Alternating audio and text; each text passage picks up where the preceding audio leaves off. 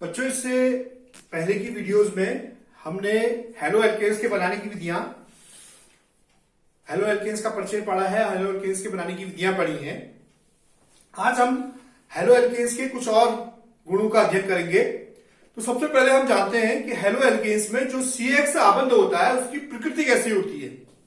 तो halo alkanes में जो CH आबंध होता है उसकी प्रकृति अल्प ध्रुवीय होती है, यानी कि वो सेमी पोलर होता है, अल्प ध्रुवीय होता है। इसको हम देख सकते हैं, ये जो C है हमारा और ये X है, तो जो electron pair shared electron pair होंगे वे चूंकि X परमाणु जो है ज्यादा विद्युत ऋणात्मक है, ज्यादा इलेक्ट्रोनिगेटिव है, तो X परमाणु स्लाइटली जो इलेक्ट्रॉन्स है स्लाइटली X की ओर शिफ्टेड रहते हैं। तो इसकी वजह से क्या होता है कि इसमें स्लाइट पॉजिटिव चार्ज आ जाता है और X में स्लाइट नेगेटिव चार्ज आ जाता है। तो इससे ये क्या बन जाता है, ये ध्रुवी बन जाता है। और इसकी ध्रुवीयता के कारण ही हेलो एल्केन्स जो होते हैं ये अत्यधिक क्रियाशील यौगिक होते हैं, यानी कि ये बहुत ज्यादा रिएक्टिव होते हैं। तो इसको हम ये भी लिख सकते हैं या हम इसको ऐसा भी कर सकते हैं, या हम ऐसे दिखा सकते हैं डेल्टा प्लस और ये डेल्टा निगेटिव। तो इस तरह से हम जो है एल्किल हैलाइड का जो CH आबंध होता है उसको हम इस तरह से दिखा सकते हैं। तो और ये जो CH आबंध की जो लंबाई होती है CF से लेकर CI तक, CF से लेकर, क्योंकि हम जानते हैं कि आवर्त सारणी में नीचे की ओर जो है तत्वों का आकार जो है उनका जो साइज होता है वो उसमें वृद्धि होती है और फ्लोरीन सबसे ऊपर है। तो CF से लेकर CI तक जो होगा इनमें क्या होगा, इनके आकार में इनकी जो बॉन्ड लेंथ होगी उनमें वृद्धि होगी, इसकी जो बंध लंबाई है इसमें वृद्धि होगी CF से लेकर CI तक, CF से CI तक बंद होगी। अब हम कुछ और रासायनिक गुणों की बात करें। अब हम हेलो एल्केन्स के रासायनिक गुणों की बात करते हैं। ये तो CX आबंध की प्रकृति थी, CX आबंध की प्रकृति थी, ये CX आबंध की प्रकृति हमने पढ़ी। अब हम हेलो एल्केन्स के कुछ रासायनिक गुणों का अध्ययन करते हैं। हेलो एल्केन्स के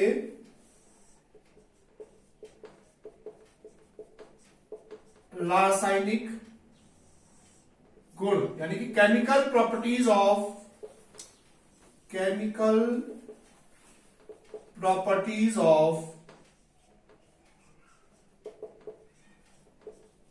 हेलो एल्केन्स। तो हमारा जब कोई भी हम हेलो एल्केन लेते हैं तो उसमें क्या होता है, जो हम हेलो एल्केन लेते हैं तो उसमें जैसे हमने RX एक हेलो एल्केन लिया, इसमें हमारा जो न्यूक्लियोफाइल होता है, आप जानते हैं कि न्यूक्लियोफाइल जो होता है वो न्यूक्लियस लवर होता है, यानी कि न्यूक्लियस से उसकी एफिनिटी ज्यादा होती है। तो ये जो है RX में जब हम NU मिलाएंगे तो ये न्यूक्लियोफाइल है, ये न्यूक्लियोफाइल है, ये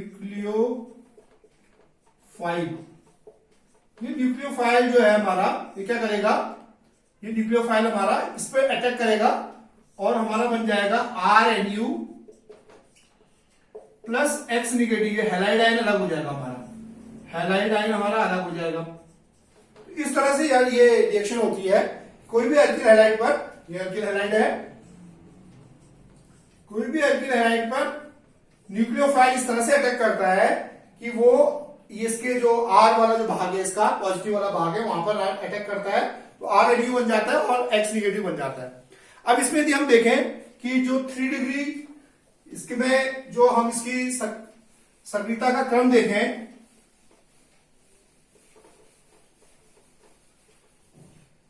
जो 3 डिग्री वाला हमारा एल्किल हैलाइड होता है R1, R2, R3, 3 डिग्री वाला है।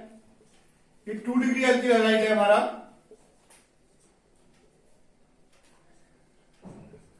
और ये प्राइमरी एल्किल हैलाइड है, ये प्राइमरी एल्किल हैलाइड। तो देखिए इसमें क्या होता है कि यहां पर 3 इलेक्ट्रॉन रिपेलिंग ग्रुप हैं,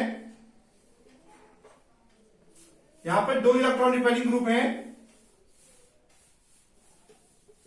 और यहां पर जो है सिंगल इलेक्ट्रॉन रिपेलिंग ग्रुप है हमारा। तो इसमें जो 3 डिग्री एल्किल हैलाइड है, यानी कि जो 3 डिग्री हेलो एल्केन है वो क्या होगा, सबसे ज्यादा क्या हो जाता है, क्रियाशील हो जाता है। ये क्रियाशीलता का क्रम है इनका। ये इनकी 3 डिग्री हेलो एल्केन, ये 2 डिग्री हेलो एल्केन और ये 1 डिग्री हेलो एल्केन है। तो इनकी जो क्रियाशीलता का क्रम होता है ये इस तरह से हो जाता है, यानी कि 3 डिग्री हेलो एल्केन सबसे ज्यादा क्रियाशील हो जाते हैं और 1 डिग्री हेलो एल्केन जो है सबसे कम क्रियाशील रहते हैं।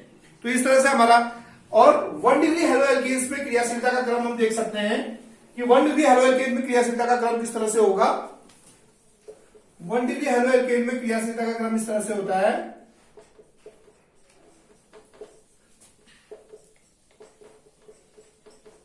कोई 1 डिग्री हेलो एल्केन लेंगे तो इस तरह से हमारा क्रियाशीलता का क्रम होगा, यानी कि जितने इसमें एल्किल ग्रुप ज्यादा होंगे, जितने इसमें कार्बन परमाणु ज्यादा होंगे तो सक्रियता जो होगी उनकी कम होती जाएगी। तो ये क्या है, ये 1 डिग्री एल्किल हैलाइड में सक्रियता का क्रम है, इनका सक्रियता का क्रम है, यानी कि ये सबसे ज्यादा सक्रिय होगा।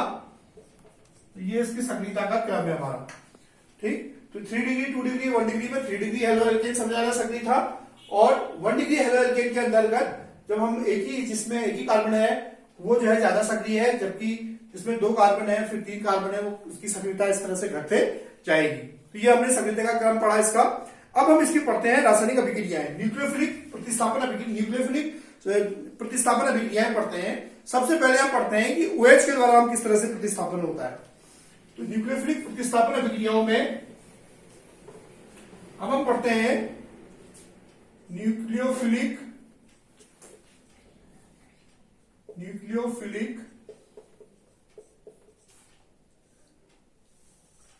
प्रतिस्थापन अभिक्रियाएं। तो सबसे पहले हम OH के द्वारा प्रतिस्थापन पढ़ते हैं, OH द्वारा प्रतिस्थापन। हम जानते हैं कि कोई एल्किल हैलाइड है RH, जब हम इसमें KOH मिलाएंगे एक्वस, तो यह हमें ये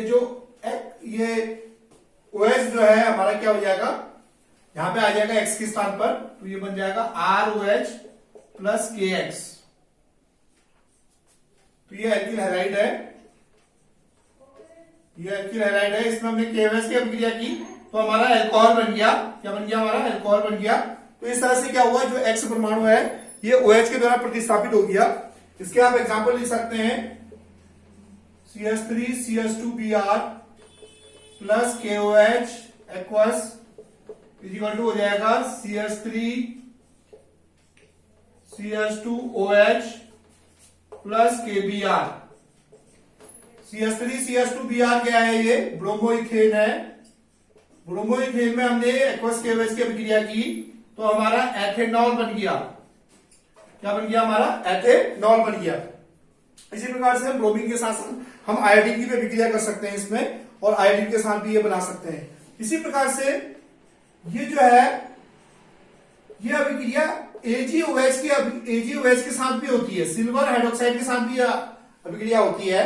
KOH की जगह हमने AgOH ले लिया तो तब भी ये अभिक्रिया होती है, और तब भी हमारा क्या बन जाता है, CH3CH2OH मॉइस्ट तरीके से नम प्लस AgBr बन जाता है।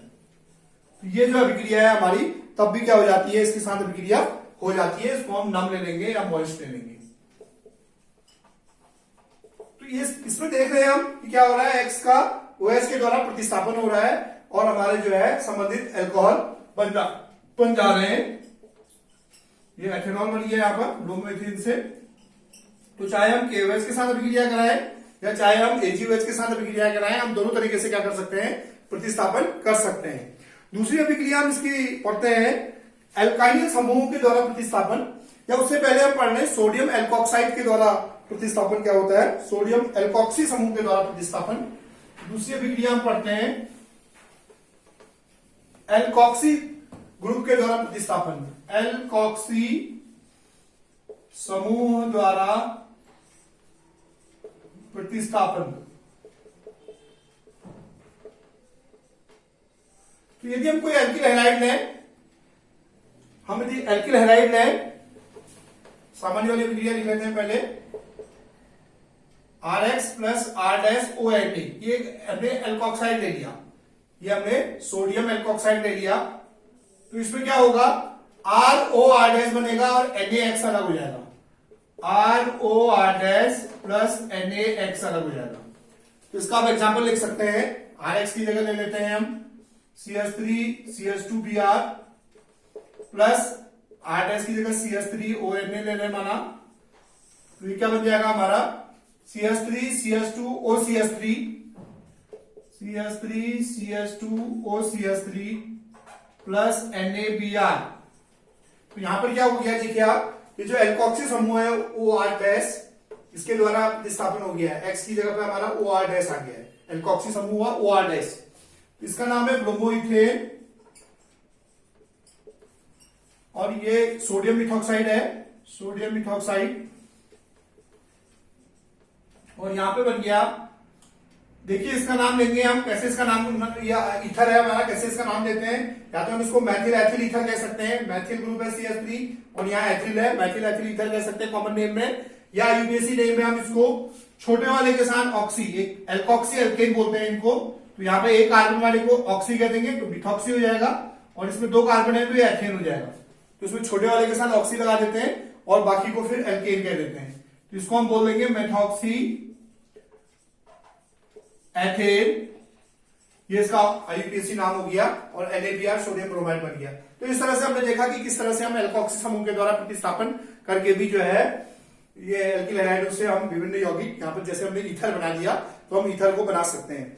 अब एल्काइनिल समूह के द्वारा प्रतिस्थापन पढ़ते हैं। अगला एल्काइनिल समूह द्वारा प्रतिस्थापन, एल्काइनिल समूह द्वारा प्रतिस्थापन, आप जानते हैं, हम जानते हैं कि एल्काइनिल समूह क्या होते हैं, जो ट्रिपल बॉन्डेड वाले कंपाउंड होते हैं उनको हम एल्काइनिल समूह कहते हैं।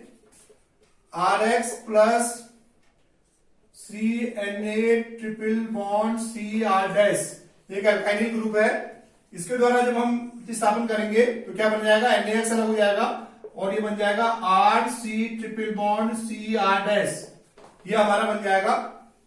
ठीक है ना, ये हमारा एल्काइन बन गया। तो आप इसमें कोई एग्जांपल लिख सकते हैं, CH3Br plus CNA triple bond CCH3 equal to बन जाएगा हमारा, देखिए क्या हो जाएगा, NaBr अलग हो जाएगा केवल, और CH3C ट्रिपल बॉन्ड CCH3 बन जाएगा, CH3C ट्रिपल बॉन्ड CCH3 बन जाएगा। तो यहां पर देखिए ये ब्रोमोमीथेन है, ये है हमारा ब्रोमोमीथेन, और ये जो है आपका ये एल्काइनिल ग्रुप है, इसको हम एसिटिलाइड बोलते हैं। ठीक है ना, इसको हम एसिटिलाइड बोलते हैं, ये एसिटिलाइड है। यहां पर हम इसको बोल देंगे Maithil acetylide, Maithil sodium acetylide बोल देंगे हम इसको हम बोल देंगे यहां पर मैथिल, क्योंकि देखिए CNA ट्रिपल बॉन्ड CH होता है तो इसे सोडियम एसिटिलाइड बोलते, तो इसको हम बोल सकते हैं यहां पर मैथिल एसिटिलाइड। और ये बन गया आपका 1 2 3 4, ये बन गया हमारा ब्यूट 1 2, ब्यूट 2 आइन बन गया, ब्यूट 2 आइन। तो इस तरह से भी हम क्या कर सकते हैं, इसको प्रतिस्थापित कर सकते हैं। तो ये कुछ महत्वपूर्ण अभिक्रियाओं के बारे में मैंने आपको बताया। अब आप लोग होमवर्क नोट कर लीजिए।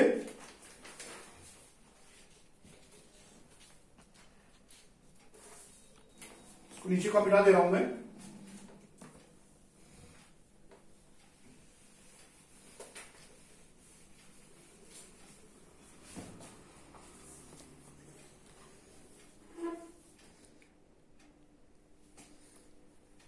होमवर्क नोट कर लीजिए आप।